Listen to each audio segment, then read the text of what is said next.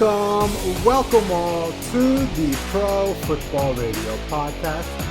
This is your co-host, Jay Cheema, with the pride and joy of Merrimack, New Hampshire, the Puma, and the Pro Football Radio senior contributor, Eric Burgess, the Burge. Fellas, welcome in to podcast number 70. Thank God. Hope you guys all had a good Thanksgiving, man. I was going to say, don't all jump in at once. I think this is like the one time we're all worried about, like, who's going to step on who? We'll just wait it out and play chicken the whole time. No. I'm good. I expected an immediate tirade, as always, from Puma, because he was primed up and ready to go. But Don't worry, I'm primed. I'm saving it. I'm saving it for my takeaway. Saving the juices. But I think he was like, you know what? Let me hold it back a little bit. Let me not be so aggressive right off the bat. And whoever's listening to us is immediately also stressed out, as Puma is. Yeah. You know what? I'm just gonna give a disclaimer at least for me today. When you listen to me talk on the podcast, if you're driving to work or sitting at your desk and you have the work phone nearby, just turn the volume down when I open my mouth. I'm just gonna say that for you today. Do yourselves a favor and turn the volume down. Where's the meme of the triggered meme? I wish I could put video on this. Triggered. That describes Puma right now. No, I think the appropriate meme is like, I forget what Disney movie it is. It might be Trolls for all I fucking know, but there's this one guy that's like red and like he gets pissed off and like it's like napalm coming through the top of his head. Yeah. Like that is me incarnate today. That's the movie with the emotions, right? Yeah. Inside Out. Inside Out. Yes. Yes. Yeah. Dude, I think there's going to be a generation of kids that are going to grow up with anger management issues because they listen to the Puma in the backseat of the car as the parents were driving them to school or work, and the parents just wanted to get a football fix. They're like, you know what? What harm am I going to be doing to my kid by just listening to the Pro Football Radio podcast, right? And then down the road, the kids are just all fucked up because of us. Yeah, 3 F-bombs in, they already know they should get a therapist ready for little Johnny. Yeah. Well, as always, let me give you guys a quick rundown of what the podcast is going to entail today. This is podcast 70. We're going to talk about the NFL and some of the COVID issues going on with some teams. We'll talk about the Patriots win. We'll give you guys an update on the NFL playoff picture, where the teams stand, who's in contention, and then we'll give you guys our updated Super Bowl picks. And then we're going to jump right into the Week 13 matchups, which is going to be the Saints versus the Falcons, the Browns versus the Titans, the Cardinals versus the Rams, the Bills versus the 49ers. And as always, because of the demand for these segments is so high, we're going to give you guys another Take It to the Bank parlay and fantasy bullets with Burge. So, hey, fellas, we hit again this week. We hit again this week. So we're 2 out of 3, right? 3-1. Oh, 3-1. That's even better. 3 out of 4. Yep. 75 percentile hit rate. Mm-hmm. Nice. All right, well, let's jump right into it. Topic 1, and I'm sure just as you all know, COVID is ravaging, America, and the cases are going up, and everywhere you turn is doom and gloom. And the NFL represents, that to a degree as well. And there's been some serious concerns about the COVID issues and the rising cases. And for that, we'll turn it over to Puma because he wanted to get some stuff off of his chest. Yeah, I gotta get a little something off the chest. Now, in case you live under a rock, if you're still coming out of the turkey coma, so one of the Thursday night, Thanksgiving, there was supposed to be 3 football matches, and the marquee matchup was supposed to be Ravens-Steelers. Huge divisional game, a bunch of playoff consequences going on, because I think right now, and we're probably going to get into it a little bit later, is the playoff picture from where we stand at the moment. And I believe it was Monday, a strength and conditioning coach tested positive for COVID, and then that started this cascading effect of about, I believe, 20-something players, including staff, testing positive and being placed on the COVID-19 reserve list. Some of the bigger names, Lamar Jackson tested positive, I think, Thursday. J.K. Dobbins, Mark Ingram, defensive tackle, you name it. they probably were on the COVID reserve list. Mark Andrews, who also has, I believe, type 2 diabetes, is on that COVID reserve list. And they moved the game, which at the time I didn't have a problem with. They moved it from Thursday to Sunday. And it's like, okay, if they move it, fine. At least they'll give some people time to get out of the COVID protocols, because at the time of Monday when Ingram and Dobbins tested positive, they couldn't make it back because of COVID protocol. They were automatically out for Thursday, but if this game was on a Sunday, they had the shot of making it back in, and Lamar Jackson didn't test positive. So here I am thinking, all right, fine, move the game, no problem. More positive tests come out. That game gets moved from Sunday to Tuesday. Another round of positive tests comes out, and that game gets moved from Tuesday to Wednesday. They're now playing Wednesday tomorrow at 3:40 because NBC didn't want to bump the tree lighting ceremony out of prime time for this football game, which I guess shows what the TV networks think of this whole charade. Which my biggest issue is the lack of consistency, right? So you have the NFL moving heaven and earth to get this game done, because it is now apparently clear that they are hell-bent against having a Week 18 this season in case a game gets canceled. It is blatantly obvious at this point. But if you look throughout the beginning part of the season and the Denver Broncos, which I'm going to get to in a second, they moved the New England Patriots-Chiefs game because Cam Newton tested positive, and some people deemed it to be a competitive disadvantage. They moved it, travel concerns, whatever. I'm with that. So they moved that. New England gives Kansas City a run for their money. A couple other games got moved as well, too. And then you get to the Denver Broncos, which Benjamin Albright, at Albright NFL Insider, has a radio show out in Colorado, Broncos Country Tonight. Awesome guy. He is definitely worth a follow, not just for the NFL takes, but for his snarkiness. But long story short, he broke everything down based on sources he has in the organization at the front office level, the coaches and the players. And everything seems to be blown out of proportion from what Adam Schefter and other people were tweeting about. So they requested the players, all the quarterbacks, they requested Driscoll, Drew Lock, Blake Bortles, and another quarterback on the roster requested additional time to look at game film for the New Orleans Saints game that they were supposed to play. And they all got permission to do so. They all tested. They all had the mask on for most part. They took it off to eat food and to talk, but they had the proper social distancing. And then the following day, Jeff Driscoll tests positive. But they didn't find out until Thursday about the positive test. So they go about practicing as normal. The Denver Broncos actually dropped the dime on themselves, providing video footage to the NFL showing, hey, this is the situation that we have, but we have the social distancing in place. We're testing these guys. So far, it seems to be contained. These guys haven't tested positive. It's just isolated to Jeff Driscoll at this point.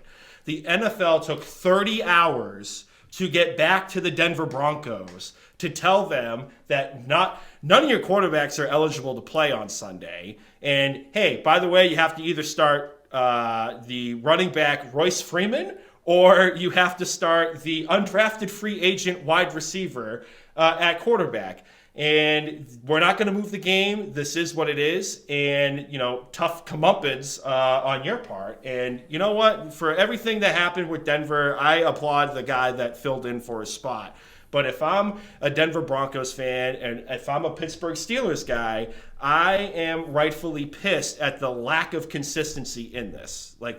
What you were doing at the beginning of the year does not line up with what you were doing now. And Denver got smoked out because the NFL chose the wrong team, in my opinion, to make an example of breaking COVID protocols, where you have this super outbreak going on in Baltimore with the weightlifting coach not following procedures. But we want to move this game as much as possible so we don't have a Week 18. If there was ever a team to be made an example of, it was Baltimore in this situation.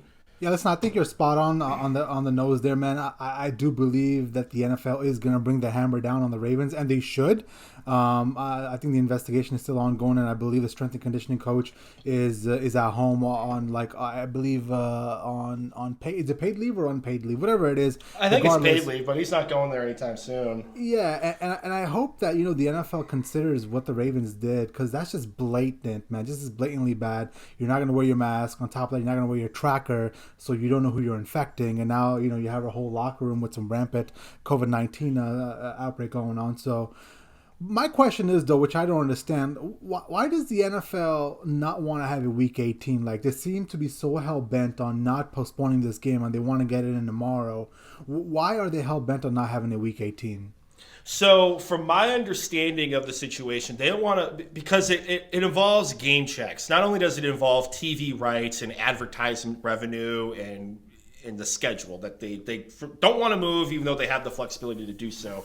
If they were to postpone a game or cancel a game and move it to a later week, they're not getting paid the week that they're supposed to play. And that could be a union issue. So that's why they want to keep forcing this game down everybody's throat at all costs this week, is so people get paid and they don't have to mess up with these ad revenues and the Super Bowl, even though there's flexibility built in. But my understanding is it comes down to the almighty dollar for the NFL players, which is fine. I understand that.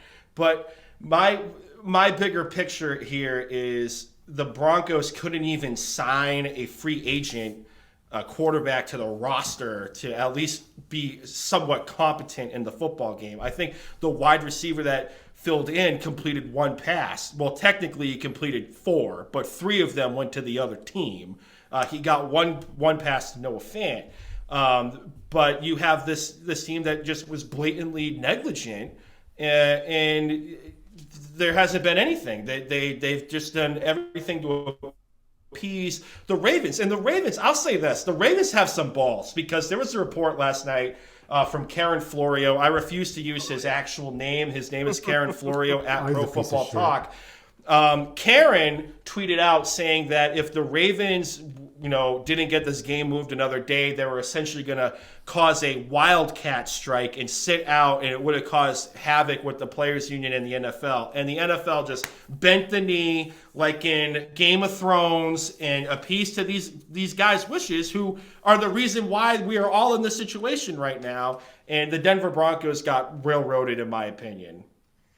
Look, I think we can all agree that the National Football League is filled with arrogance when it comes to any type of issue that comes up that's affecting the Shield.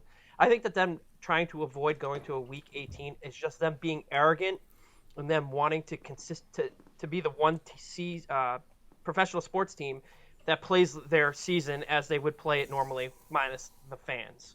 Mm-hmm. They're just so arrogant in the way they handle everything. I can't say I agree with everything that they've done, but I'm going to play a little bit of devil's advocate, so to speak, when it comes to this whole Ravens versus Broncos debate. I think that they've been relatively consistent with how they've scheduled some of these games. I mean, the games that have been truly moved, specifically with the Titans and the Ravens, it's been a widespread outbreak with the team. It's not really, it wasn't contained. And you knew that pretty early on. With the Broncos, it was contained to the quarterbacks. Yeah, it sucks. It was the most important position, in the game, but it was contained to them, and they didn't have any positive tests outside of that. Look at the Patriots. I mean, you had one person test positive that weekend, and it was Cam Newton. I think they moved the game out of an abundance of caution, given what they had just experienced with the Titans at the time. And when it came to rescheduling the Patriots-Broncos game the week after that, it was an easy opportunity for them to do that, because both teams had the same bye week. And obviously you had Stephon Gilmore test positive, so they didn't really know where the outbreak was. The Ravens, it's everywhere. It's affecting every position on that team. And yes, the NFL needs to drop the hammer on them. I don't want to see a 6th round or 7th round draft pick here. I want to see a high draft pick and a high fine taken from them. Yeah, listen, Puma, I think those are some wonderful points, man. And I think the question I want to ask both of you guys is, what kind of grade would you give the NFL in total? Not just this past week, but in, the whole season so far. And for me personally, man, I think this grade that I would give the NFL would be a really high one. I think it'd be somewhere in the B plus A minus range because besides this little hiccup, for the most part, everything we've seen from the NFL with the degree of difficulty they had to go up against, where the NBA had the bubble and MLB had their own little thing going on for a little bit, and, most sports had some sort of quasi-bubble going on. The NFL was just kind of going in willy-nilly. So I still give them a fairly high grade in regards to that. Burge, you can go first because I've been ranting. So you give a grade, and then I'll give a grade, and then we'll be all happy. Good enough. Good enough. I'm not going to go nearly as high as you on this, Jay. I'm going to probably go B minus C plus range. Mm-hmm. Reason being is obviously there's been a little bit of inconsistency in what seems like they're handling it on the fly as these issues come. It's been hard to see that they've had any real plan in place, given the fact that these outbreaks were going to happen. It was a given. It was only a matter of time. It was a matter of not if, but when. And I think it comes back to a little bit of their arrogance before the season, not building in significant windows to reschedule these games if they needed to, and these major outbreaks, popped up. Who cares if they play the Super Bowl in April? They're not competing against any other sports right now. No other sports are playing. Well, I think Burge, and I had this conversation with Puma before I think you came on the podcast with us. I do believe there is some secret plan the NFL has come up with that's locked away, essentially saying, listen, if this happens, this will happen. We'll move the Super Bowl here. We'll move the championship weekend here. I do think there is some flexibility left in the schedule. For God's sakes, these guys are some of the smartest people on the planet running this league that's like a $10 billion a year league, and I'm sure there's some sort of plan. I just think there's some serious hesitancy to go to that plan. They're doing whatever they can. They're going to try to, raise hell and high water to make sure they don't get to that plan. And I don't know why that is. I just would have liked to have seen more flexibility built into the schedule, even if it meant we had to go 2 weeks and, teams had additional buys. Thank you. Additional buys built into the schedule to that they could plug and play games if they needed to, and that would have been agreed upon by all 32 franchises. Yeah. All right, so go ahead, Puma. Hang on a second. I got to get my grade real quick. I'll keep it brief. Burge, I'm with you. I'll go B minus. Best case, depending on my mood, I'll go with a B. And I think there was a possibility where they could have done mini bubbles. Like, I know having 32 teams just converge on one NFL stadium is unrealistic when you're trying to get like 256 games in 17 weeks.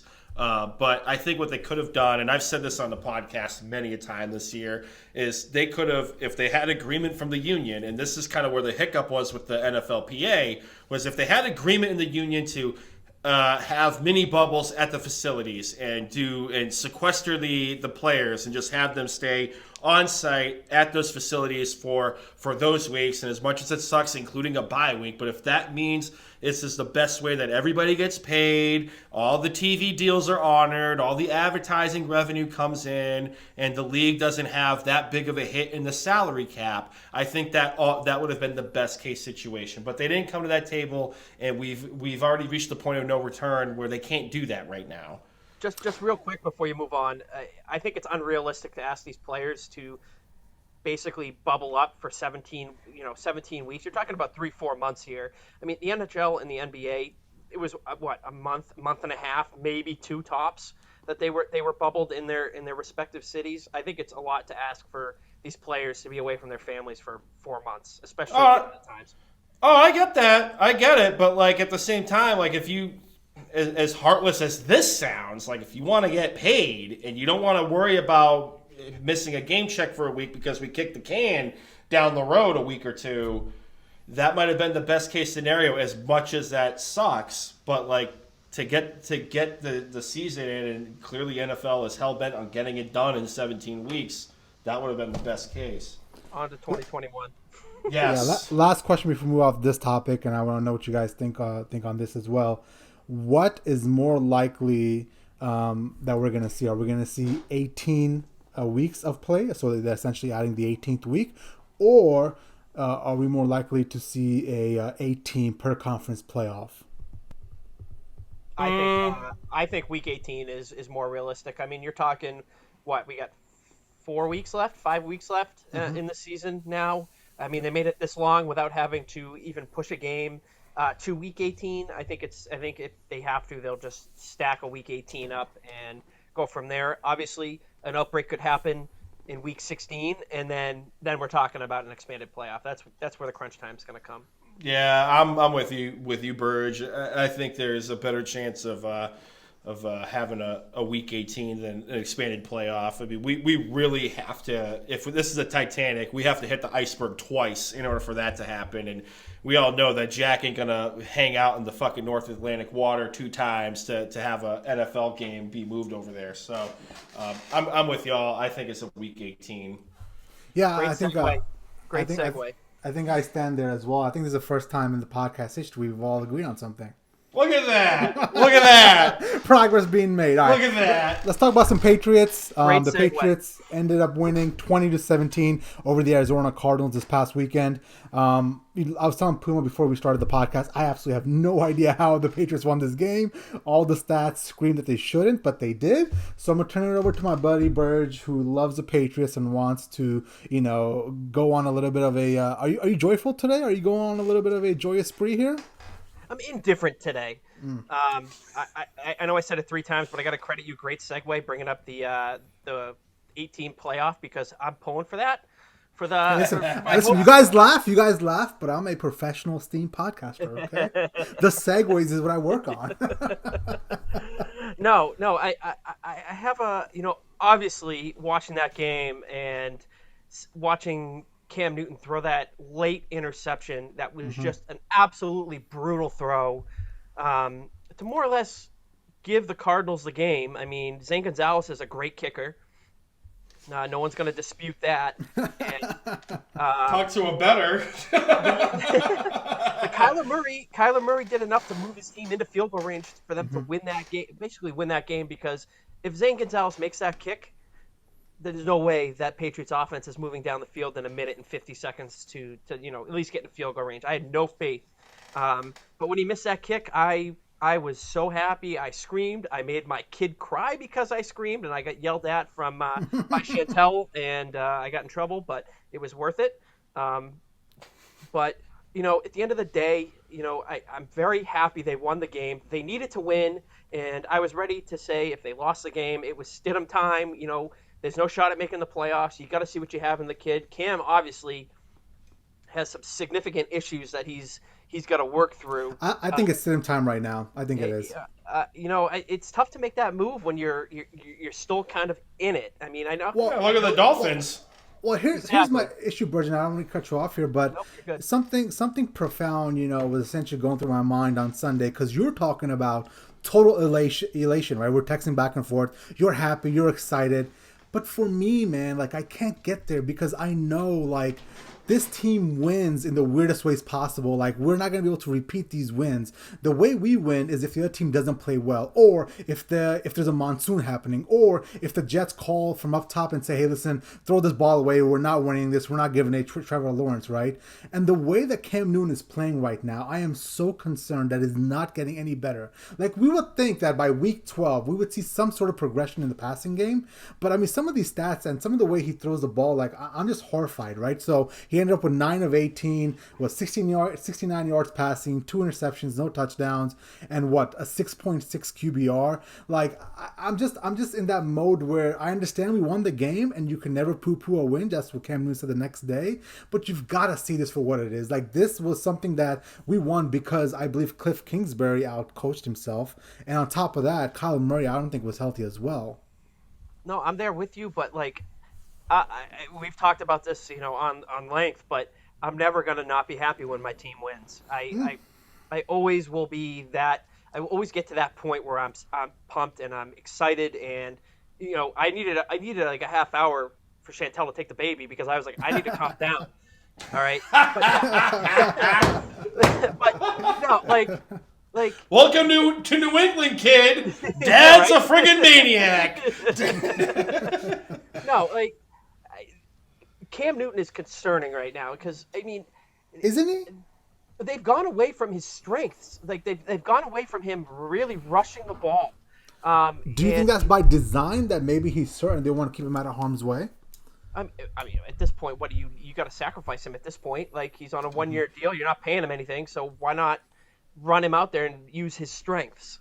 Um, it's definitely concerning. You know, he doesn't even throw for 100 yards, and he throws 2 picks. The first one I give him a break on because James White missed the block, but that last one was That's pretty absolutely bad. brutal. He completely missed the location on that throw. You can't make that throw when you're driving down the field to win the game. It seemed like he didn't have enough arm strength to place on the outside shoulder. He threw it inside and late. I mean, he hasn't looked like he's had the arm strength all year. Every pass that he throws looks like he's throwing everything he has into it. You know, but at the end of the day, you could say what you want. The defense stepped up. I mean, they gave up 20 points to, a very prolific offense. They were missing Larry Fitzgerald. Yes, Kyler Murray was dinged up. Clearly, they didn't want to run him at all because they didn't want him to get hit. But they stepped up. They made enough plays. You know, that goal line stand against Kenyon Drake, that proved that was a pivotal point in the game at the end of the half. That was huge for them going forward in that game. And, say what you want about the coaching. Bill had a bad challenge in that game. I don't know what he was throwing the flag at there. But, the coaching, look at it this way, Jay. Let me ask you this. Do you think Cliff Kingsbury or Mike Vrabel or Doug Peterson or any of these other coaches in the league could have this team with these players at 5-6? Maybe 5 plays away from being 7-4 or 8-3? I don't know, man. That's a very loaded question, and I think for the time being, I guess I'll agree with you that this is a miracle that we're at 5-6 with just how bad Cam Newton is, with how limited he is throwing the football. And I was thinking about this the other day, and you know how much I hate Jimmy G. But if it came down to it next year, I would gladly take Jimmy G over Cam Newton. Changing your tune, baby. Wow! With how colossal of a failure Cam Newton has been at quarterback, like I cannot defend this anymore.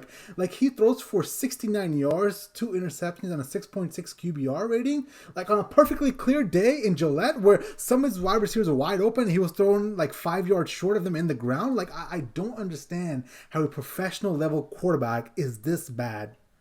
No, I'm there with you, and it comes down to, again, like I want to see Josh McDaniels and the coaching staff use him to his strengths, and his strengths are running the RPOs, running the ball. I mean, they did have some good designed quarterback keepers in the game, but they seem to have gone away from it and seem to want to throw the ball. I mean, if you look at the rushing numbers too, they weren't all that great.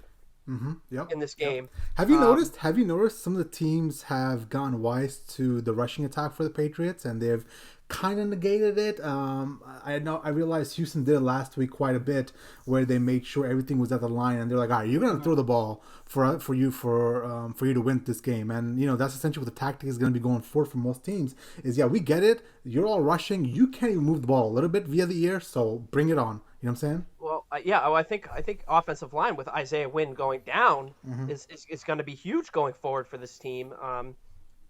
Luminor got benched in this game for Justin Herron, the rookie. The Patriots are clear. It's clear to everybody in the league what their identity is. They want to run the ball. They don't want to throw 45, 50 times in a game because they're not going to win. Well, listen, I think people always simplify that. Yes, you want to run the ball. I understand that. You want to run the ball, but you can't run the ball 99.9% of the time. That doesn't, like, if that's your game plan going in, you're going to lose the game, because at some point you're going to need 5 or 6 massive throws to open up that defense so they're not at the line the whole time, right? And I don't think Cam Newton can give us those 5 or 6 throws that we need to loosen up a defense so we can actually rush the ball. No, I'm there with you, but like if they come out and they establish it early, you open up play action, which will, again, open up the field for Cam Newton to actually be able to make the throws that clearly he has difficulty making. And It's their identity. They're going to live and die by it this year.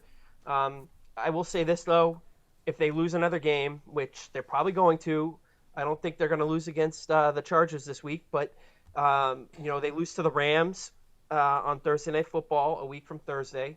You really have to consider pulling the plug and giving Stidham a chance. You have to. I think we have some serious concerns against the Chargers this week. Even with how bad the coaching is, even you guys should have concerns with the Chargers. Dude, we were able to win because Kyler Murray wasn't healthy and he wasn't able to take advantage of this bad secondary and defense. You saw what Deshaun Watson did. You saw what Joe Flacco did. I think Justin Herbert's going to light this team up. He's going to have a big day. Well, I think Belichick's record against coaching up a game plan against rookie quarterbacks is history. That's fine. That's fine if he has the horses to execute his game plan on the field. I don't think he has those guys on the defensive end to essentially cause issues for Justin Herbert and the passing attack. Well, I think the secondary has a chance to step up this week. I mean, I have zero faith that they're going to do it. Don't get me wrong. I'm on record saying this. I have zero faith that they're going to be able to put a consistent performance together on the field. But I think Belichick is going to put them in the perfect position to succeed. It's going to be a matter of executing that game plan and shutting down Keenan Allen and more or less Mike Williams and Hunter Henry. I mean, you shut them down, and then the scary part's going to be Austin Eckler's back for the Chargers this week, or he was back last week, and he had a lot of receptions if I don't recall correctly. I think he had 11 or 12 receptions out of the backfield. You want to make sure that you can shut that down, but Puma hit it on the head with the coaching. Anthony Lynn better be fired at the end of this year. No doubt about it. He better be fired. I mean, they are the by far the best. What's their record? The best 3-8 team in the league. Well, they're the Atlanta Falcons of the West, right? Oh, that's valid. I mean, anybody that hasn't seen that trick play that Justin Herbert tried to do, where everybody on the offensive line was on pass protect, and he tried to sneak in the end zone, and I think he almost ended up in a wheelchair. That sums up the coaching staff, the coaching of the Los Angeles Chargers, not just for this year, y'all. For like the last 4 years, like everybody was burying Phillip Rivers, and listen, rightfully so. The guy was a pick machine from time to time in Los Angeles. But a lot of that, looking at that and looking at what the Chargers did last week, you have to put a lot of that on the coaching staff too. Yes, sir. I'm with you there. I mean, you look at 2 years ago when everybody was talking up the Chargers coming into New England that they were going to beat the Patriots. And I remember that. Yeah, they fucking crapped their pants. And they got their asses handed to them. They got blown out of Foxborough in that game. And the Chargers probably were the better team in that game. And everybody expected them to win that game, and it wasn't even close. It might have... I forgot the score, but it was a blowout. It was like 44 they made it respectable late. It was like 44. It was over at halftime. Yeah, it was But over essentially at what they did was they came out, they lined up, and they showed to Tom Brady essentially what they're going to do on defense. There was no disguising. It was essentially, we're going to come out here, we're going to play what we played all year long, we're going to line up, you're going to have to beat us. And Tom Brady did. He shredded them to pieces. There was absolutely no game plan to try to disguise their defense that day. I would love to see what Herbert is going to be able to do next year with a real coach. I know. And I really hope they get the right guy because I love that kid. That kid's going to be a great player in this league. And that's going to, if they get the right guy, Chargers Chiefs in that division is going to be great for years. And Puma knows this about me, and I think you know this about me as well. Like, I want the next great rivalry. I want the next two quarterbacks to go head to head. And I think we might get that with the Chargers and the Chiefs in the future, but the Chargers have quite a bit of way to go. But before we move off the Patriots, I want to bring up the player of the game for the Patriots, a young receiver that we have up and coming that is going to be a perennial Hall of Famer one day. Sarcasm is oozing through these headlines. Listen, I love this. The stat line for this receiver by the name of N'Keal Harry was eye-popping. There we go. Like when I saw it at the end of the game, I was doing some of my research. I almost fell off my chair. 3 targets, 0 receptions, 0 yards, no touchdowns. With 1 rush for -2 yards, my God, put him in the Hall of Fame right now. Don't forget the penalties. Oh, I'm sorry. I forgot. The penalties. This guy makes me so mad. I'm not drunk enough for this shit. Dude, I have been a firm believer in giving a guy his time in the league all the time. You'll know this about me. You could probably tell by some of my takes on this podcast. I always take the eternal optimist. The eternal optimist, Burge. Perfect. The kid was hurt, more or less majority of last year. Came in late. Didn't really get a rapport with Brady. You can make an argument that it was Brady's fault, but bullshit. Absolute bullshit. Absolutely bullshit. No. I this is what I'm here for. I hate it more than anything on the planet when people say Brady demanded too much out of his receivers. What? You want too much perfection out of your receivers? What is that? What kind of bullshit is that? I knew this kid wasn't going to be good the day he stopped running that route in Houston last year. You remember that route? Do you remember that route? Where he ran the in cut, he stopped 3 yards short, and Brady threw a pick. And I was like, it's over. It's over for me. I'm out. Because you can teach a lot in the NFL. You can't teach heart. You cannot teach a receiver to stop running, to finish his route is what I'm trying to get at. I thought I was going to be fired up today. I'm just saying. I don't want to rehash this whole thing because you and I could debate this for hours, and I will never ever agree with people saying that Tom Brady demanded too much out of his receivers. What more should he do? I'm not saying that. I'm saying that he'll make a throw to a receiver, and if it's not caught or he runs the wrong route, that Brady will put the blindfolders on to him the rest of the game. Perfect, because he should know he made a mistake and get the next guy in there who's not going to do that bullshit. That again explains why these great veterans that had established NFL careers came to New England and couldn't make it. They couldn't make it. Ocho Cinco, you got Joey Galloway. You got these guys that come in and they don't do anything. You gotta put some onus on Brady on this. And absolutely not. I'm sorry, I'm not going to go there with Harry. I'm not going to go there with Harry because he was a rookie. The Patriots have a hard time. How about this year? Fine. He's a rookie last year. What about this year? Is the offense still too hard for him? Listen. I'm not going to. Is Cam Newton going away from him? I'm not disagreeing with you about N'Keal Harry. We're talking about Brady here. All right, we'll end that discussion now. We're not going to get into this because you and I will debate this all day. We'll debate this all day, and it's too much. I like that meme of the guy that's like laughing with the fur coat going into the car. Popcorn. That's me right now. All right. Listen. It's just pain, man. It's just pain. About Harry. Bird, I come from a place of pain. You know that. Yeah. I come from a place of, hey, yeah, maybe we don't want DK Metcalf. That's fine. Hey, maybe we don't want F1 McLaurin. That's okay as well. Maybe you don't want AJ Brown. No. Hang on. Look. F1 McLaurin is dead. He's just the captain now. Listen. I agree with you 100% about N'Keal Harry. I am 100% done with him. He looks like he just doesn't want to be out there. I'm there with you on that. He commits 2 bad penalties on a drive for the Patriots early in that game on Sunday, and he had this drop in the red zone. Granted, it was probably not the best throw, but it hit him in both his hands. He had it. He was bringing it in to secure it to his body, and he dropped it. Inexcusable. I was like, get him out of there. Dante Moncrief had a great game, with that kick return. Get him out there. Let him play. Yes, sir. I want to see more of him. Get him in there. He was a pretty high draft pick, if I'm not mistaken. He was at least in the top 3 rounds of his draft. Yeah, for the Jags. Yeah. Oh, no, he was drafted, I think, by the Colts. That's right. Yep. And, he bounced around a bit, and he had a bad drop for the Steelers, I think, last year in the opening game, and he got cut. But throw him out there. What do you have to lose at this point with this receiving core? I mean, he's got a pulse. I think this receiving core should be made up of Myers, Bird, Dante Moncrief, and maybe see what Ford can do, man. Throw Ford out there, see if he can give you some sort of production until maybe deep in the year when Julian Edelman can come back. Yeah, well, let's just hope we don't see any more jet sweeps to Gunnar Olszewski in the red zone. That was a terrible play call, and he can return kicks. That's fine, but he had a great return in that game that was blown up by a bull crap penalty on Anthony Jennings.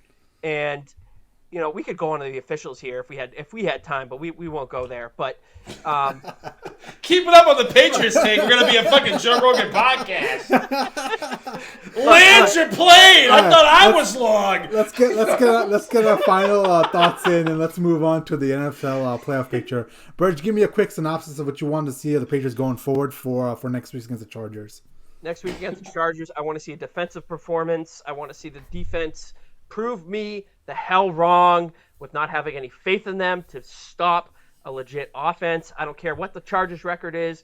They have some significant weapons on the offensive side of the ball. I want to see the defense shut them down, and I want to see the offense run the ball with Harris, spell him with Michelle and White, and do enough to win the game. Nice. How about you, Puma? Who do you think? What do you want to see out of the Patriots for this Patriots-Chargers game? I don't know. Clearly, have people catch with two hands. Yes, yes. That's simple things. Simple things. Catch the football. I mean, have a stat line that has more than 0 receptions. How about that? I mean, as the outsider looking in, real quick, like that the historical record of Belichick over rookie quarterbacks is well established. But I want to see if that continues with.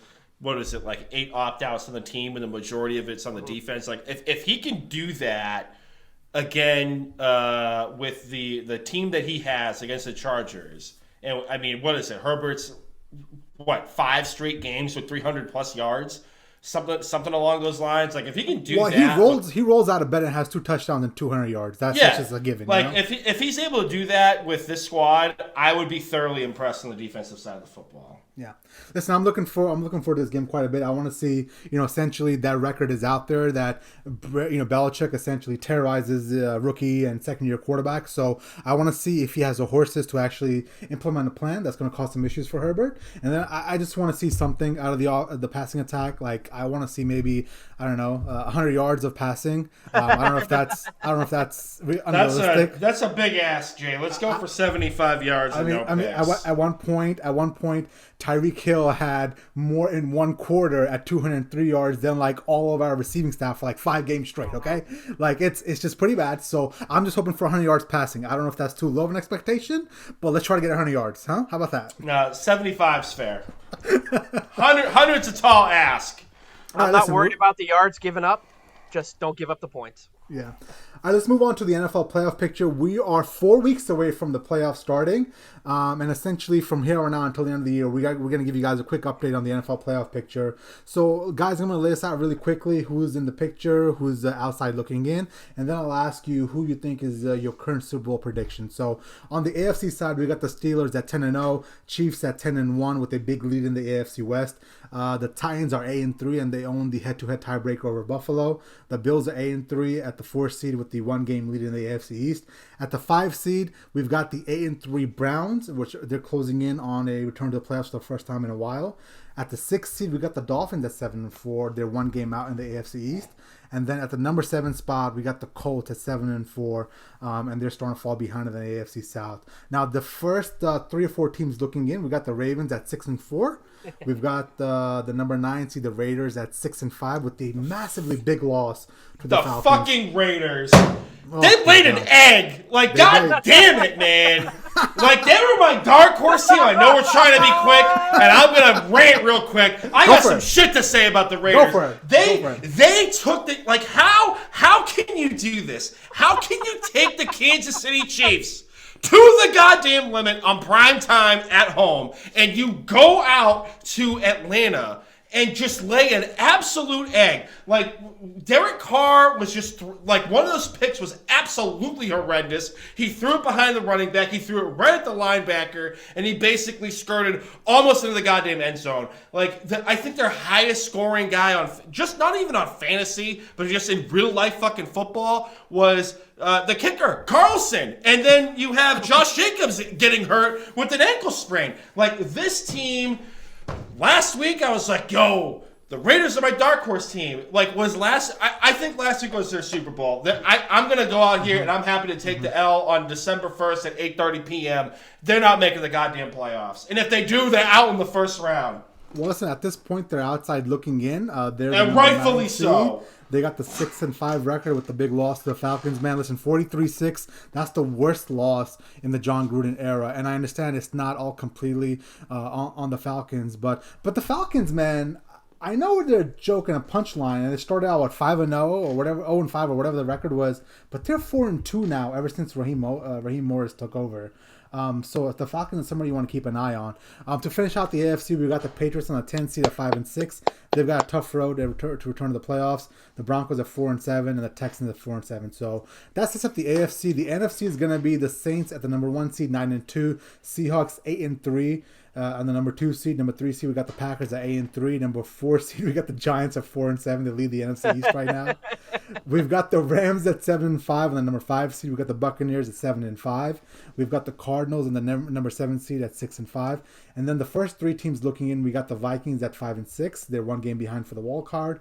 The Bears are also 5-6, and the 49ers are all 1 game behind of the wild card spot. So I think right now, with all the information I have so far, I think I'm officially changing my pick earlier from the year, which was, I believe, Ravens versus the Buccaneers. I think I'm going to go ahead and say that my official pick is going to be changed to the Chiefs versus the Saints in the Super Bowl. Really went on a limb there. You know what? I'll go next.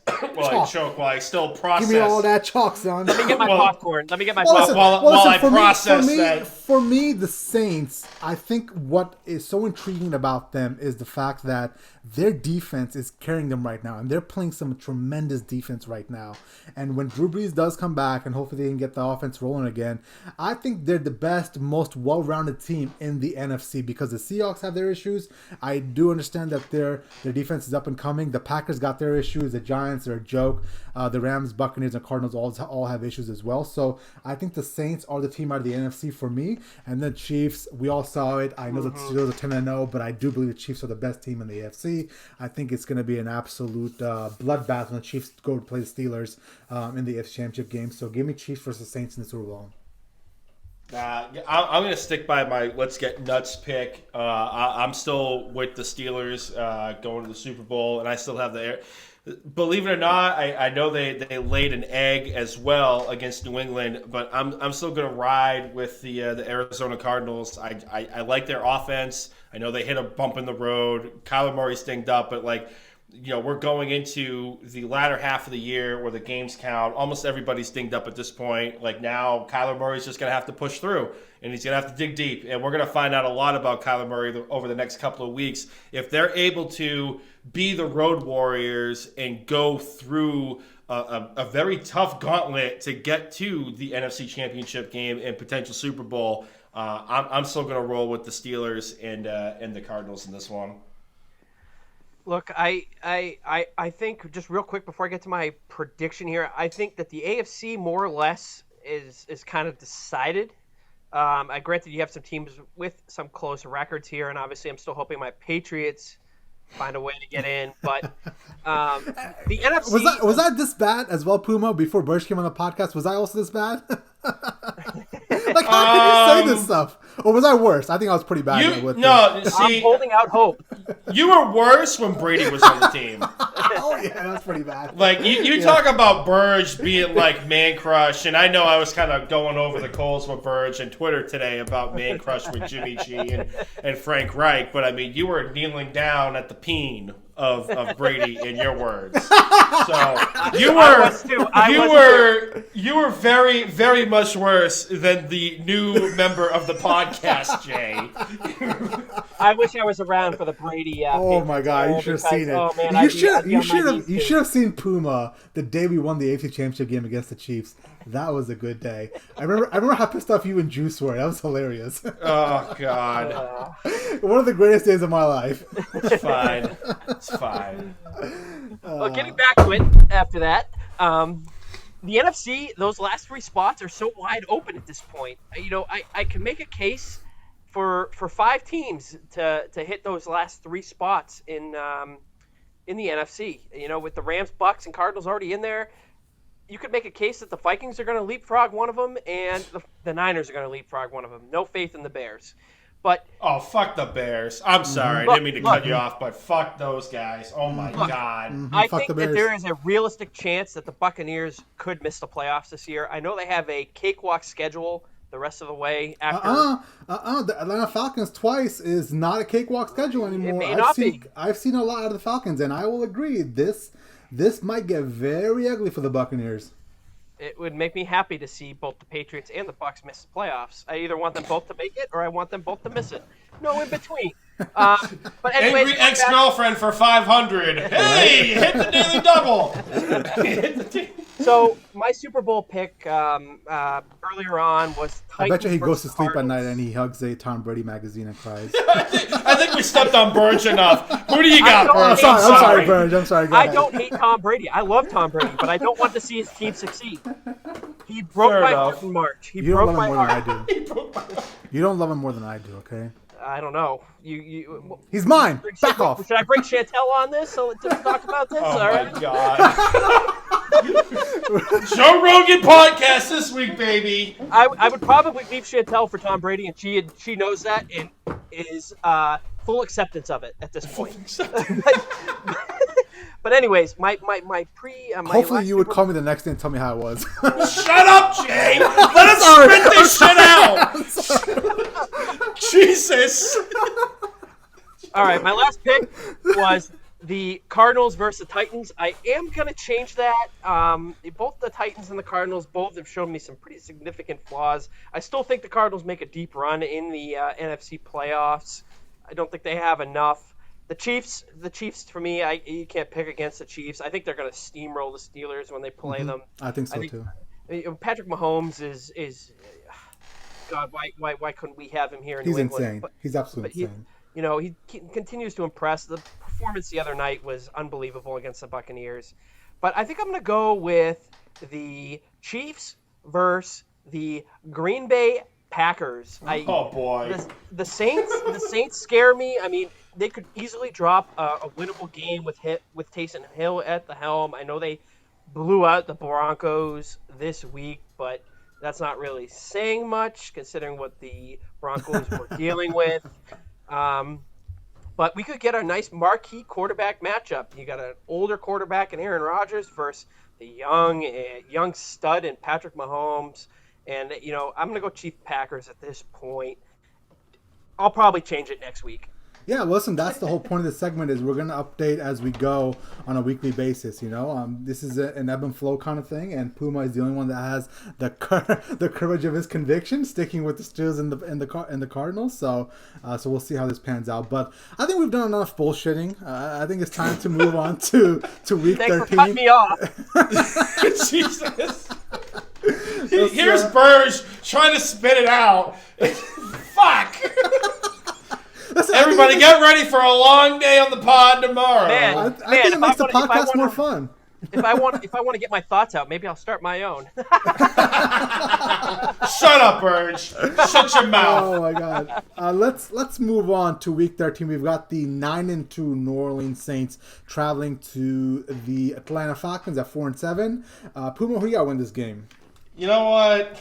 I'm feeling froggy. I'm feeling froggy, and I'm tempted to really just jump off the board here and say, take it to the bank. Ooh. Atlanta Falcons are covering this game. Right now, they're 3-point underdogs to the New Orleans Saints at home at the Mercedes-Benz. I don't know. It's not a Superdome, but it's in Atlanta. It's sponsored by Mercedes-Benz because they're so baller that they can sponsor 2 stadiums in the NFL. But, like you said, Burge, we really can't take a whole lot out of the Saints from last week's performance because they faced an undrafted free agent wide receiver at quarterback who completed 4 passes, and one of them was to his own team. But Jay, like you said, the defense has been clicking as of late. They've really been balling out. But I like the Falcons in this game. They've been playing hard for Raheem Morris. They're 4-2 since they changed the coaches. The Falcons are hopeful to have Julio Jones back. He missed last week with a hamstring injury, but they didn't really need him if you look at the Raiders Falcons box score. Gurley missed with the knee injury. They're hopeful to have him back as well. But the Falcons are great at kicking ass when nobody really gives a damn about them. Mm-hmm. And I think this is a possible trap game for the New Orleans Saints. I really believe that the Falcons are going to win this game. They played the Saints 2 weeks ago, And I know the scoreboard says one thing, but the stat lines say another. And to the eye test, I'm not drinking the Taysom Hill Kool-Aid. The last matchup they had 2 weeks ago, that there was the potential for them to lose that game, them being the Saints. Taysom Hill threw what should have been an interception in the red zone, but the linebacker had stone hands. He completed a deep pass to Emmanuel Sanders, but when you look at the highlights, it was basically an arm punt. Emmanuel Sanders had to square up and basically almost fair catch the ball to get it. I think the Falcons roll in this game. Give me the Atlanta Falcons. The over-under is 46. I think we're going to hit the over as well, too. But put it down. Best bet. Take it to the bank as well. Atlanta Falcons +3. Nice. All right, Bird, you're next, sir. Atlanta Falcons just had a statement victory against a AFC playoff team in the Las Vegas Raiders. Mm-hmm. I got to get used to not saying that, just like I got to get used to not saying San Diego Chargers. Mm-hmm. I still say Redskins. I know, me too. Me too. I know I just went on about the Saints and thinking they could drop some of these games going forward here. I'm just not ready to do that yet. I know Atlanta has shown significant promise since Dan Quinn was fired a few weeks ago. And granted, they were missing Todd Gurley, although he's a shell of himself this year. I mean, he's been somewhat effective in there. I mean, I look at him from fantasy perspectives, and I've benched him in a few of my weeks here for better players. Until Taysom Hill shows a lot that he can't lead this team to victory. I mean, he's been on the field enough, even when Drew Brees is in there. I can't pick against the 9-2 New Orleans Saints here. Very well, Atlanta could show something here that they could, make some noise going down the stretch here to spoil some playoff hopes of some teams. But I'm going to pick New Orleans here. You said the over-under was 46. Is that right, Puma? Yes, sir. 46. I too agree with you about it being the over in this game. I think that there's going to be some offense on display. Yeah, listen, I agree with Puma. I think the Falcons are going to win this game. I think that Taysom Hill is finally going to get exposed this week. And listen, I've made my feelings be known about Taysom Hill. I think he was the guy that you had to start just because of the situation that he presents for defenses. I mean, just because he's a running quarterback, it means that defenses won't have the time to adjust to him, and there's not much film on him, what kind of quarterback he is. So I think that gives you an advantage for about 3-4 weeks until the defenses catch up to you, and hopefully at that point, Drew's going to be back into the game. But in the long haul, I don't think Taysom Hill is a quarterback that's going to be of any value in the NFL, and I do think this week when the Falcons start putting up the 35, the 40 points this week, I think it's going to be a 35, 21 point game. And I think that's when Taysom Hill's not going to be able to outgun Matt Ryan, right? I think if Julio Jones comes back, I think that Julio Jones, Calvin Ridley factor is going to be quite a bit for that Saints defense. So I think I'm taking the Falcons here to win in a 32-21 game, man. Yeah, I'll go hot take too. I think that ego trip that Peyton has with his man crush, since it's Man Crush Tuesday over here with Taysom Hill, I think that's going to come to a screeching halt by halftime. I think we're going to see Jameis coming out in the second half. Put it on the board. I'll take the L willingly, but I think this Taysom Hill experiment is going to come to a screeching halt on Sunday by halftime. It could. It very well could. Yeah, and listen, he's a very limited quarterback, man. He's just a slightly better quarterback throwing the ball than Tebow was. That's what he reminds me of. He's slightly faster. But I do think, just what they need out of him, which is about 4 or 5 games to tread water, I think that's something that, they have the advantage there just because he's a dual threat quarterback, and it will take some time for the defenses to catch up. Now, if next year he comes in as a starting quarterback, he would get annihilated. The defense would have a whole year worth of tape on him to study and an offseason to get ready for him. I think that would be a bad situation. But in this situation right now, I think Taysom Hill is the guy. Hill or Newton? Let's move on to the 8. What'd you say? Wow. I'm sorry. Taysom Hill or Cam Newton? Oof. Yeah, God. gun to head. Gun to head. I think Taysom Hill. I would smash Taysom Hill in that I think situation. Taysom Hill. I think he's Smash. younger. I think there's still some intrigue left. Hey, maybe if you give him an offseason, try to learn the playbook. I do think Taysom Hill can complete a pass that's to a wide receiver that's Exactly. 7 yards away. You know what I'm saying? I don't Exactly. think he has to put his whole body weight into trying to get the ball 7 yards down the field. You know, it's like it's hard watch. Like I truly believe one of these days the ball's going to come out, and then the shoulder's also going to come out with it as well. When Cam Newton is putting everything he has into a throw that's to a receiver 7 yards down the road. All right, let's move on to the 8-3 Cleveland Browns versus the 8-3 Tennessee Titans, which seems like it's going to be a hell of a game. Looks like it's going to be a rushing attack fest. So, Puma, who do you got winning this game? All right, so the point spread's Tennessee by 5.5. The over/under's at 54. So I like Tennessee, but I love Cleveland to cover for some reason. I know they're like the SpongeBob meme of looking like super tough and muscular when they're facing like subpar teams, and then they turtle up against teams with winning records. But I feel like this is going to be the one spot where they can actually cover a game. It's going to be close, but. Myles Garrett, he just came off of the COVID list today. He'll be back for this game, but it looks like Denzel Ward is still going to miss for the next couple of weeks with, I believe it's a calf strain. But, I mean, Derrick Henry just absolutely smashed last week. 27 carries, 178 yards, 3 touchdowns. Tannehill, 13-22 for 221 yards and a touchdown, but he didn't have to do much when Derrick Henry was just absolutely smashing everybody in his way for the Colts. But I like Tennessee, and I think this could be a bounce back game for Jonnu Smith. The Cleveland Browns, they are generous at times to the tight end position, and I think Jonnu Smith can find his way into falling into the end zone. No shade to Kareem Hunt and Nick Chubb, like they're one of the better running backs in this league as well too. But I just don't see it when you're facing a refrigerator with legs and Derrick Henry and AJ Brown. Enough said. Just if you need an added description of AJ Brown, just go to YouTube on your phone or your computer at work, because we're all working from home now, and just type in AJ Brown highlights and have a day. Like, that's all you need to know about AJ Brown. I think they're going to dial him up and get him into space, and I think they're going to win this game, but I think Cleveland covers the 5.5. The over-under is at 54.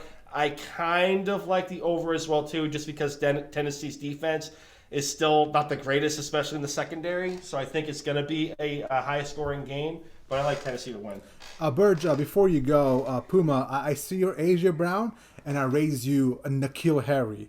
I think if you go look at those highlights, I think you will be thoroughly impressed at some of the crispest route runs that are never finished. It's absolutely amazing. It's a thing of beauty. But go ahead, Burge. Who do you think is going to win this game? I don't know how to follow that up. You know me. I've been very high on Tennessee all year. I was the only one on this podcast to pick them to beat the Indianapolis Colts last week, so I will take my... No, I'm pretty sure I picked them as well.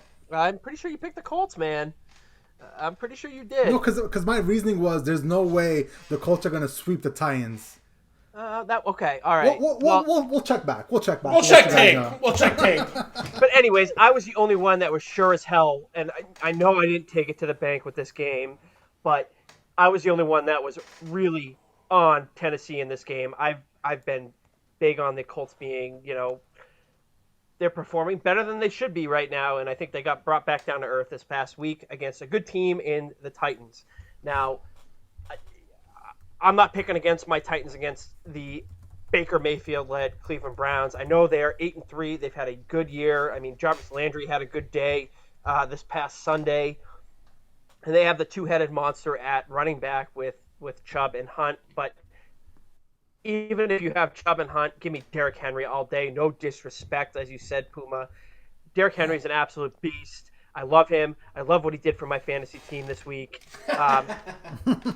The 5.5 spread seems a little high for Tennessee in this game. Like you said, Puma, I kind of like Cleveland to cover here as well. I think it'll be closer than people think. I think it'll be an offensive shootout. Also, like you said, Puma, with the over in this game. But give me Tennessee here hard. I think they're going to find a way to win the game, and like I said, I think they're going to steamroll their way through the rest of the year and into the playoffs. Well, listen, Burge, I'm going to help you out, and I'm actually going to take it to the bank that the Tennessee Titans are going to win this game. Pew, pew, Oh, pew, I think the Cleveland Browns and the Tennessee Titans are kind of mirror image of each other. They have great running attacks. Their quarterbacks pitching off the play action. That's essentially what their bread and butter is for both teams. But I just believe that Tennessee does it a little better than Cleveland, and that's simply why I'm going with them. Like at the end of the day, like you mentioned, Puma. I mean, Derrick Henry. After Thanksgiving is Derrick Henry season, right? You just give him the ball 40 times, 35 times, 30 times, he'll get you 200 yards. I mean, that's essentially what their offense is going to be. And if they keep playing at this level, and if Derrick Henry keeps playing at this level, they're going to go to the Super Bowl, right? On the other end, I think Cleveland, has the second best rushing attack after Tennessee. Chubb ended up with 144 yards and a touchdown. Listen, they have the same exact formula as the Tennessee, like I said a few minutes ago, and I think give me Tennessee here, man. I think it's going to be a 28 to probably 14 game, maybe 28-21. But I think Tennessee wins this game fairly easily. okay.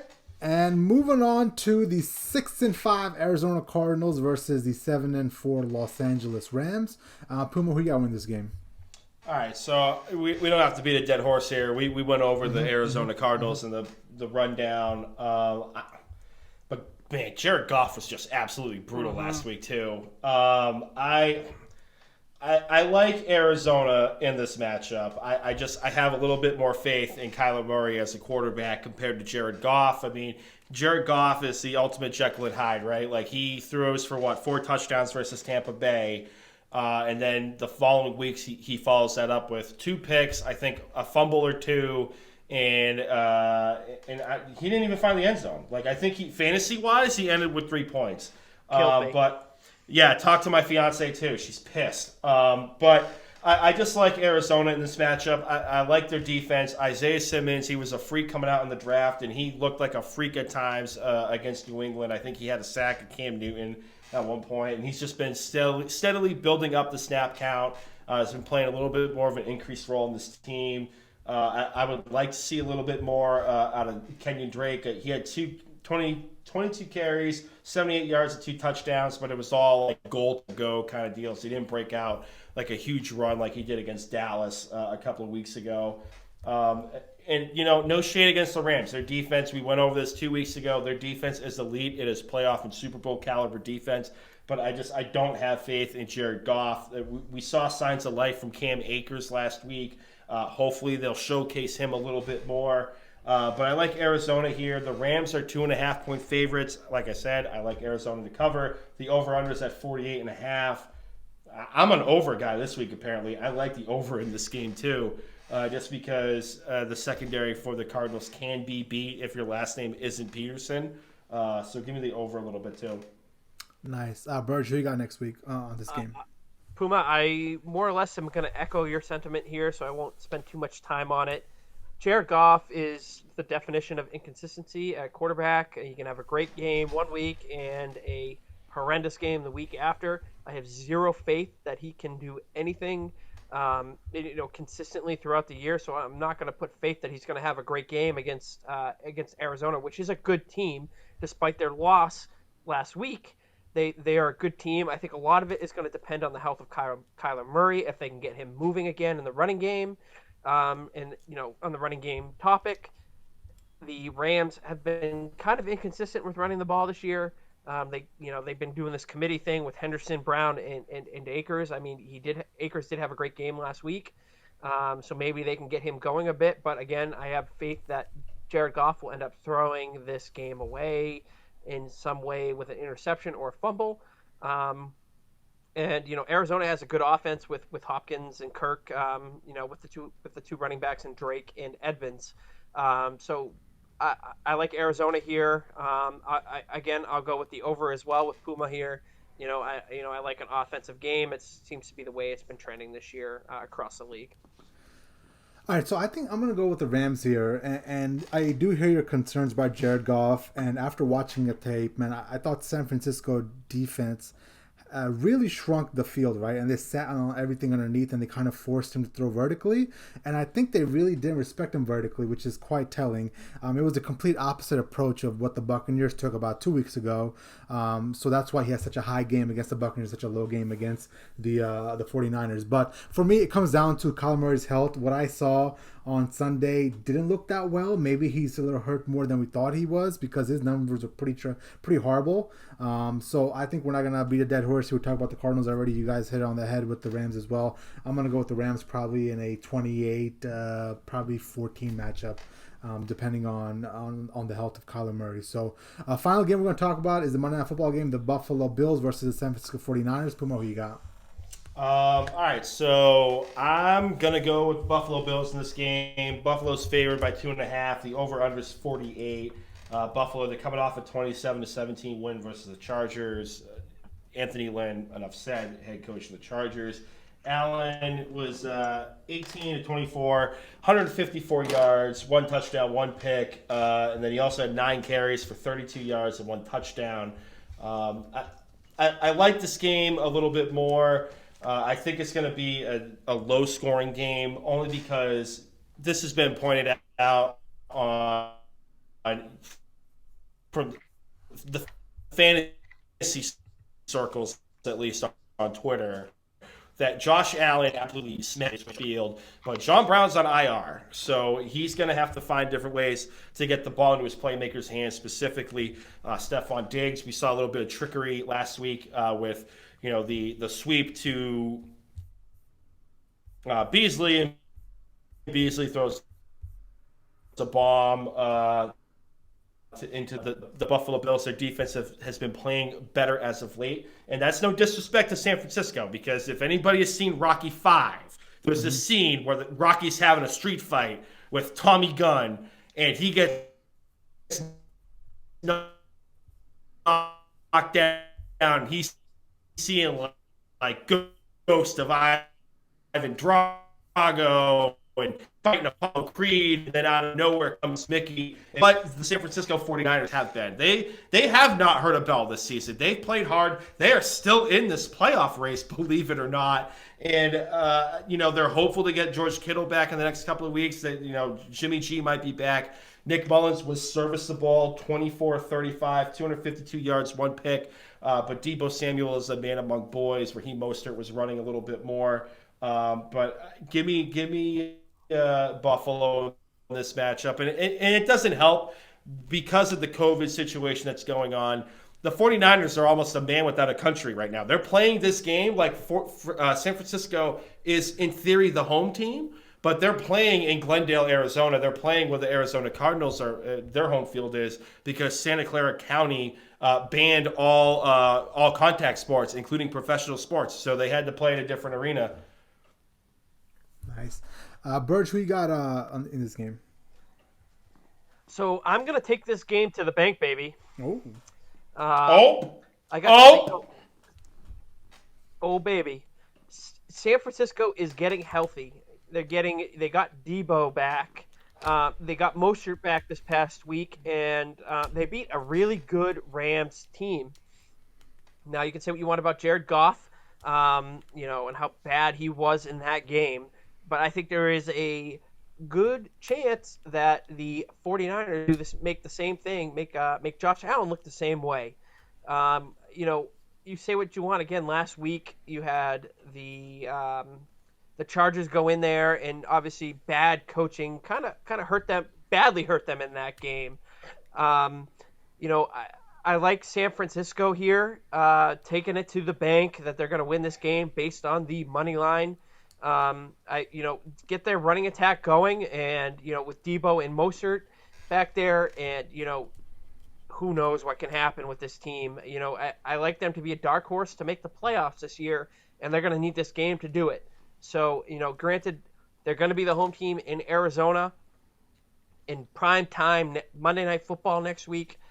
Take it to the bank. San Francisco is going to win this game and put the Bills somewhat in their place. Oh, Okay. I think I'm going to have the Buffalo Bills winning this game. I understand the 49ers are coming off of a great win against the Rams, but listen, I'm not buying into Nick Mullins, man. I think this is the kind of game that Josh Allen has to win, so I think the pressure is on him. I think this is one of those stages where you've got to show the rest of the NFL that you are a legit contender, and I think you got to come out and throttle the 49ers. And not to mention, you got the Pittsburgh Steelers coming to town the next week, so I think this is going to be one of those games you've got to win because I think you end up losing to the Steelers. So give me Buffalo. I think it's going to be close. I think it's going to be in the lower scoring game than most people think. I think it'll be like a 21-17 game. We got a reborn Josh Allen fan right here, baby. Oh, absolutely not. I still do not think Josh Allen is legit. But if you pretend to be one of the best teams in the NFL, then you've got to win this game on the national stage against a 4-7 San Francisco 49ers team. So this is setting the stage for me to gloat next week. Oh, here we go. Already peacocking. I love it. Let's move on to the Take It to the Bank parlay. Puma, what you got this week for us? All right, so this has been 3-1 since we implemented the Take It to the Bank parlay, and this week you have myself taking Atlanta +3. Give me the points against the New Orleans Saints.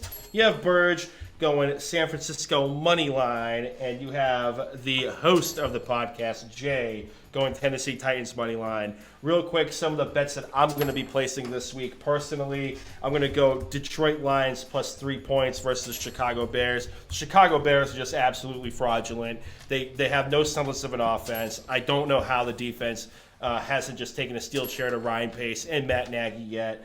And the Lions are hopeful to get Kenny Golladay back, and DeAndre Swift should be back out of concussion protocol for this game. I like the over in the Minnesota-Jacksonville Jaguars game. The over-under's at 52. And two teasers for you. My underdog teaser, I have the Houston Texans. Right now, I believe they are 3-point dogs. And then the Atlanta Falcons, they're 3-point dogs as well. I'm teasing those guys up 6 points.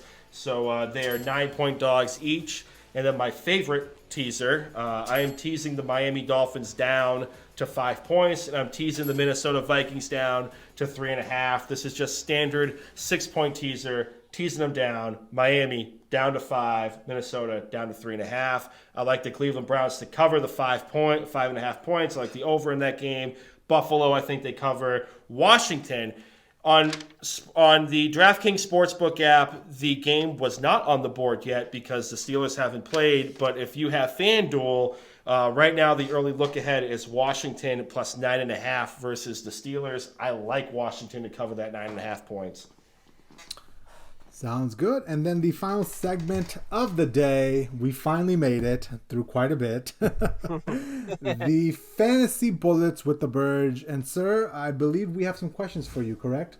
Yes, sir. Real quick, Antonio Gibson, my lock for last week, had himself a day against the Dallas Cowboys on Thanksgiving.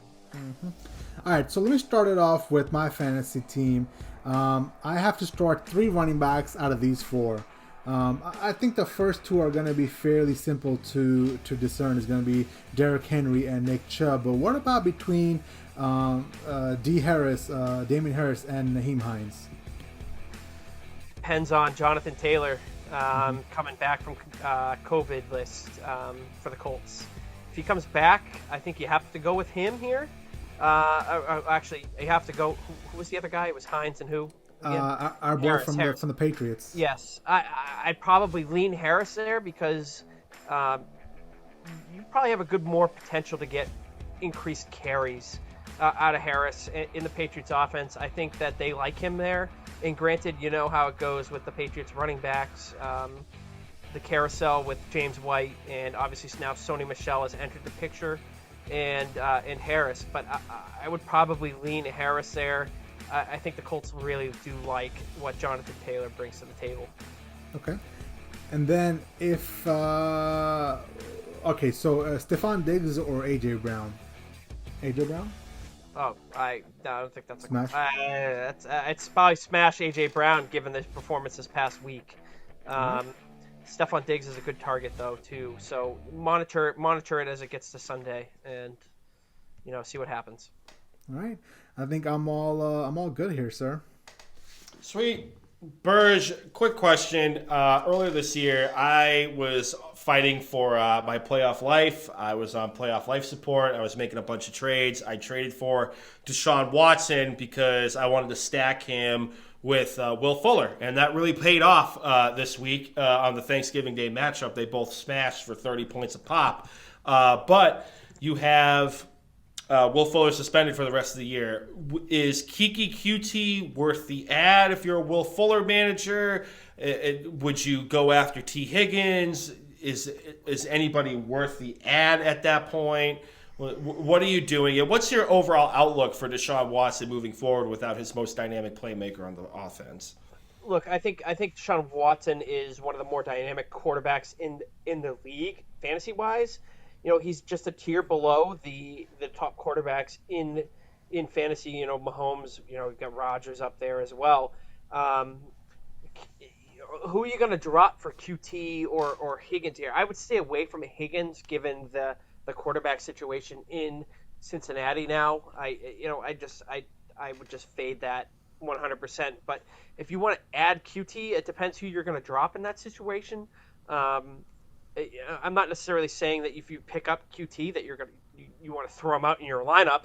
In this critical week. This is a critical week for most leagues. This is the last week of the regular season, trying to get into the playoffs, and I'm not going to trust my lineup to a guy who really hasn't contributed at all earlier in the season, despite Fuller being there.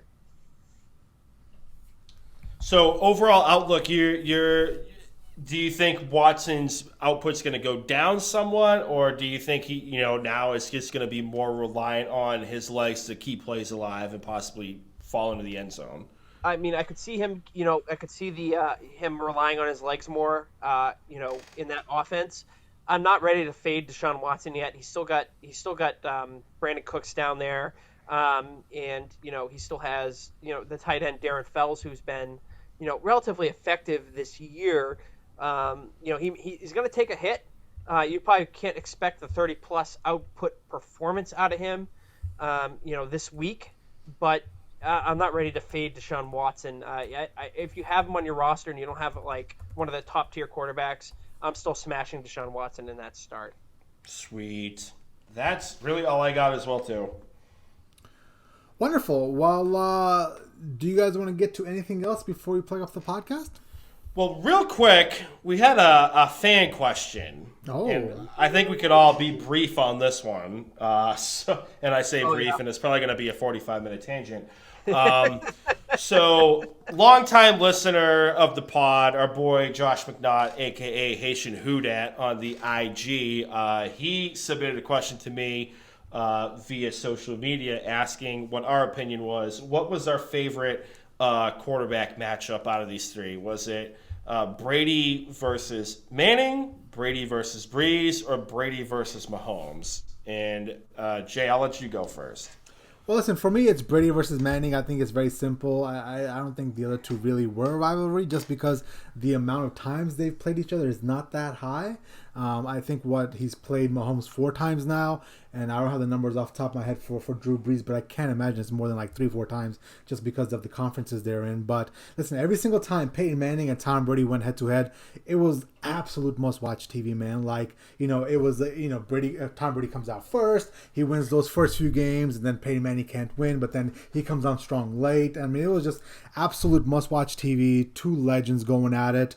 Every single time they were playing, I was on the edge of my seat, and I think for me, it's not even close, and that's why I keep bringing up the fact that I want that next Brady versus Manning in the NFL. I thought for a while it was going to be Patrick Mahomes versus Lamar Jackson, but obviously Lamar Jackson fell off this year. I'm holding out hope it's going to be Patrick Mahomes versus Justin Herbert, and if they're in the same division, we'll have quite a bit of fireworks for the next 20 years, just because it's great theater, man. Like, I mean, anytime these guys get together and go at it, Brady and Manning, it was absolutely awesome. So for me, it's not even a question. It's very simple to discern. For me, it was Brady versus Manning. Sweet. Bird, who do you got? I'm there with you, Jay. I'm a huge sucker for nostalgia, and looking back, watching those Brady Manning games, and no matter whether Manning was with the Colts or the Broncos, it was always must see TV. They had so many great battles over the years, and it started very early on in both of their careers, and it carried on for a decade and a half between those two guys. And I would have loved to have seen Brady here again in New England, going against Mahomes for another 2, 3, 4 years. Maybe you can rival that if that happens, but to me, it's no question Brady Manning, and I'm with Jay too. I really hope that Justin Herbert is the real deal and the Chargers figure it out, because I would love to see that type of battle, going forward for the next decade or so. Yeah, no, I'm with you guys as well. It's Brady Manning. It's not even close. I mean, that was my childhood. It was every Sunday. It was not every Sunday, but the games of consequence, I should say, when they had the regular season matchup and they always met up in the playoffs. It was Brady, Manning, Jim Nantz, Phil Simms at the time, and then you had. You just look at the rest of the roster as well too. You had Dwight Freeney, you had Richard Seymour at times, you had Willie McGinnis, you had Ty Law, Asante Samuel. Like, you had a loaded roster on both sides. It was incredible gamesmanship, awesome coaching with Bill Belichick and Tony Dungy, and it's not even close. And all kidding aside, like, these guys were in their prime. Like, no offense, Tom Brady's killing it with the avocado ice cream, but he's getting, like, the rivalry's not going to be able to last long enough because Father Time's unbeaten. He's found a way to trick the system a little bit at going against the clock, but sooner or later he's going to have to hang it up, and I just don't see there being a long enough game log between Brady Mahomes or Brady and Breeze. So give me Brady Manning all day and twice on Sunday. And despite go ahead, Jay. Well, yeah, just to give you guys some stats. I mean, they met 17 times. Brady leads the head-to-head 11-6. In total, they went to 13 Super Bowls combined and won a combined 11 out of those 13. So, I'm sorry, won a total of 8 out of those 13. So, listen, historically great guys. They're both going to be in the Hall of Fame first ballot. We're going to look back on those days. Not even those days that, the Patriots played them in the new Colts Stadium, but even the old RCA Dome. I remember those days. Oh, yeah. Those are fun to watch as well, man. And Tony Dungy and Bill Belichick going at it. It was great. It was my childhood. It was, Titans going at it. And I don't know when's the next time we're going to see that in the NFL. Because to be real, and we'll answer this question after everything, there really hasn't been one of those, premier matchups between quarterbacks ever since Brady and Manning. I'm with you, Jay. As much as I want Herbert and Mahomes to be that, I have a hard time seeing that kind of matchup between quarterbacks of that caliber happening, anytime soon. When they were in the league, Brady and Manning were the top 2 quarterbacks in the league. There really wasn't much debate to it. And, as much as I long to see that again, looking back on it, dude, I still find myself watching these old clips of these games of these two guys going at it. And it really never gets old. Fact. Yes, sir. Thank you, Josh, at Haitian Houdat on the IG machine for the mailbag question of the week. Keep them coming. Yes, sir. Anything else we want to get to before we plug it up? Nah, I'm good. I feel like we're almost at Joe Rogan level here. The rest of y'all good? I'm good. All right, so this episode and previous ones can be found under Pro Football Radio Podcast on Spotify, SoundCloud, Google Play, Google Podcast, Stitcher, YouTube. Like, subscribe, download, share amongst your friends. Social media, you can find us on Facebook and Instagram at Pro Football Radio Podcast, Twitter at PFR Podcast. I'm on the Twitter machine at Brando_Puma. Jay Cheema is at Jay Cheema. And Burge is at Burge the Goalie on the Twitter machine. Be sure to check him out. I'm sure he's dying to go toe-to-toe with Adam Jones and everybody else at 98.5. It was kind of quiet this week. He was picking on me a little bit in the mentions. But, the week is young. I'm hopeful to see Adam Jones put his foot in his mouth and Burge tell him where to go and how to get there. So at Burge the Goalie on the Twitter machine. And that's all I got. That's a wrap, folks. Let's pack this shit in. Listen, it was fun. It was interesting at times. My apologies for cutting you off and getting heated, Burge, but I think that's what makes the podcast great. So you know what's going to be great is the day that Burge just goes off the top rope. Burge is going to go off the top rope, and that is going to be friggin' epic. So, Burge, before we get into recording stage, you hit us up in the group chat, and you tell us, like, hey, I'm feeling froggy today. I'm going to get my popcorn ready, because I know that's going to be some epic shit. When the Patriots get eliminated from the playoffs this year, I will go off the top rope. Well, listen, a couple more weeks. If we don't produce, we'll be mathematically eliminated, and we'll keep you guys up to date, and we'll update you guys on a weekly basis on the playoff picture as it evolves and changes. So listen, that is all we got today. See you guys next week. Hiya con Dios!